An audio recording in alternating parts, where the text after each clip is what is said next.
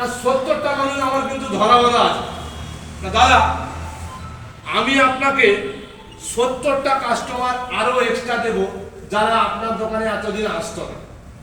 আপনি কি তাদের সার্ভিস ঠিকঠাক দিতে পারবেন? কথা কি বুঝতে পেরেছেন? মানে হ্যাঁ 100 200 যা পারো পাঠাও না, আমি সার্ভিস দিয়ে দেবো না দাদা। একটা শর্তে আমি আপনাকে এই এক্সট্রা কাস্টমার দেবো। আপনি এতদিন জয়দেব বাবু সহ আপনার ধরাবাঁধা কাস্টমার থেকে যা ইনকাম করতেন, এবার থেকে 5% আপনি রাখবেন আর 5% আপনি আমাকে দেবেন।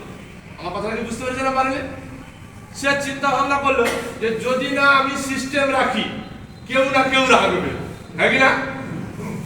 আমি হয়তো ব্যস্ত, আমার দোকানে প্রচুর ভিড়, কিন্তু কারো না কারো তো মাছি ওড়ে দেবো, তার কাস্টমার চাইছে নিয়ে নেবে। আর এই জয়দেবের মতো যেতে যেতে আমার 70-এর থেকে যদি ফাঁকা হওয়া আরম্ভ হয়, দরকার নেই আমার সিস্টেমটা রাখি। আমার তো এক্সট্রা কাস্টমার আসছে, আর আমি 2000 টাকার মাল মেপে দিয়ে যদি 100 টাকাও রাখি, আমার অসুবিধা কোথায়? অসুবিধা আছে দাদা? অসুবিধা নেই। এই 100 টাকাটা কার টাকা দাদা? আপনার আপনি ওই দাদা।